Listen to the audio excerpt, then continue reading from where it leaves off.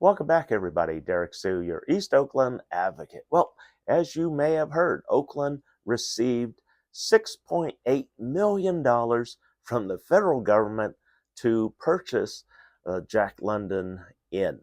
And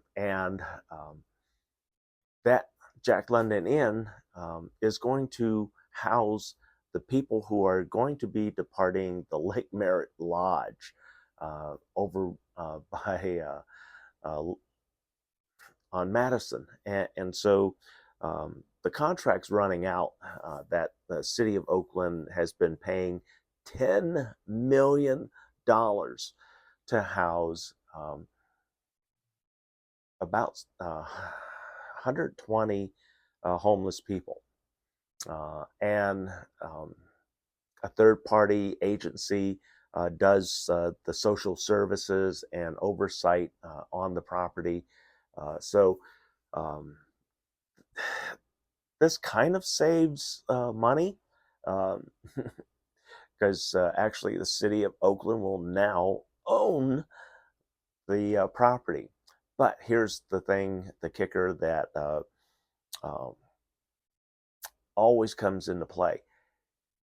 City of Oakland allows that third party agency to use um, that property, Oakland property, as collateral for loans so that they can move forward with helping those social services. You didn't know that because this is one of those uh, questionable gray area trades that the city of Oakland has been doing even under Libby Schaaf's administration, and I don't like it because it takes away the value of that property from the city of Oakland and places it in the hands of a third party agency who is not accountable to the city of Oakland. And they've proven time and time again that they're very corrupt and do a lot of illegal stuff. And then even their services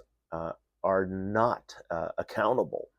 Uh, and we have nothing but complaints. And so um, purchasing the property is one thing, $6.8 million. It needs to have a different model. I've been trying to introduce new models. Uh, we at Oakland HOG, Homeless Advocacy Working Group, we've been pushing the city to incorporate new models into the purchases like the Jack London Inn. And these new models would remove these third party agencies as the oversight. And that's what needs to really change. And we need to stop giving the city needs to stop giving the value of that property away to those third party agencies so that they can get money. And that's how Oakland's been funding a lot of this. So a lot of you are saying, well, what about all those millions of dollars that, well, those millions of dollars haven't been going and being spent properly. In fact, there's been a protest yesterday about the city of Oakland not collecting its taxes and also misappropriation of funds in different departments. So there's a big scandal on that. And we're not talking small change because remember, city of Oakland is over $336 million in debt for this 2 year budget period. And so they need to find $336 million. And these unpaid taxes, that is $32 million of shortfall that could cover that shortfall. So these are important topics that Mayor Shangtown needs to address, and I'm sure she's not going to do a very good job because she hasn't yet. But I have several plans that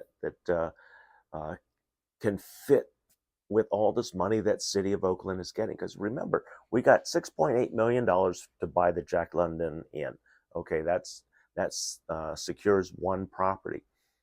And then we need to refurbish and move the folks over. So there's money spent there. And then they're still using a third party, which is under contract. So we're at least on the hook for a couple of $1 billion. So City of Oakland kind of moved forward with owning property, but we'll see what happens with that. Whereas in my plan, we actually have community property that is available through Caltrans. We won that property with a civil rights violation. Caltrans illegally clearing out and disposing of homeless people's properties, their homes, their personal belongings, and the destruction of their homes. And so we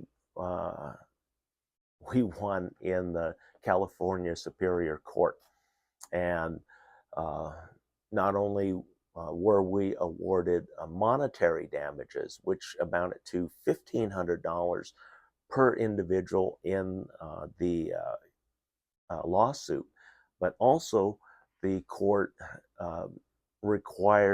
demanded that the Caltrans make available some of their larger community land trust properties for development of homes for the homeless. And so the property that I have right now is part of California Executive Order N2320.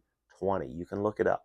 N2320, the executive order signed in the year 2020 by Governor Gavin Newsom.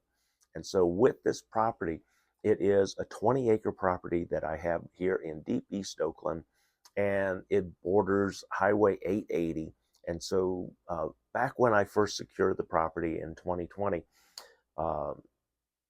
Trump was in office, and it was a very different federal highway because the property is adjacent to the Highway 880. And so there was concern by the federal government about cars running off Highway 880 and then ending up on that property. And so they said that was the highway buffer zone. Well, we can fix that by putting a security barrier and a sound wall at the same time. So that would be approximately a 5-foot thick wall and about 15 feet tall. And it may go 20. And that's part of the development of that property. And it stretches from Coliseum Way, and from Coliseum Way, it goes south west to the on-ramp of Highway 880 off of Hagenberger. And so, and then it narrows a little bit, but it's still buildable, doable, and putting a security wall adjacent, parallel to the business that is established there would be one of the requirements. But getting it built out, we're talking $6 to $10 million for plumbing and sewer.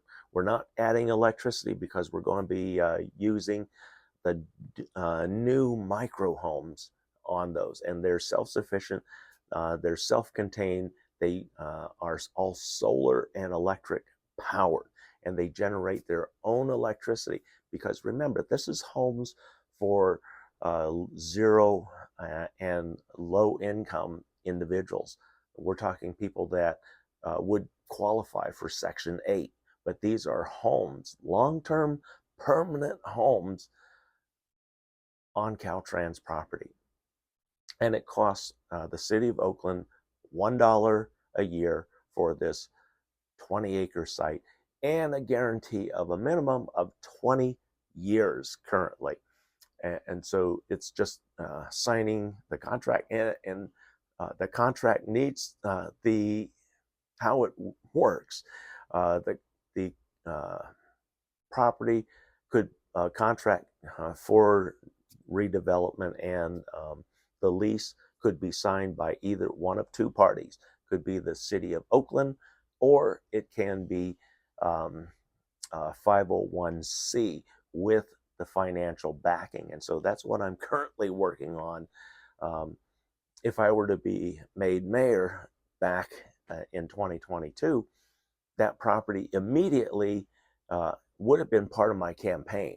And so I've been sitting on this, and with the recall going, um, should the recall move forward when we get the results at the turn of the month, that property I'm going to be using and showing drawings of proposal for that property with the build out construction, with matrices, models, everything included. And this is a whole site that can be developed within the two budgets that were given, the $6.8 million and the $7.2 million that the state of California gave the state to deal with 150 people, 150 homeless people here in Oakland under a different proposal that was given by the state. So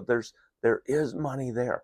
But again, the city of Oakland and the stupid administrators are refusing to do what is truly needed. Instead, they're misspending all of your tax dollars and the dollars that are coming in from the larger, deeper pockets of government, namely the state and the federal government.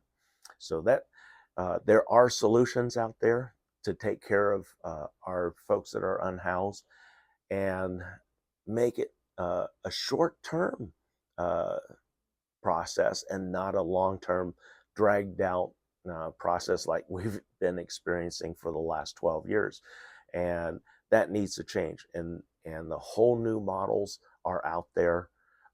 We at HOG have been working very diligently to work with this situation here in Oakland. I'm also a business owner and a resident of Oakland. I'm a third generation Oaklander. So it's important to me to help the city of Oakland get back on its feet.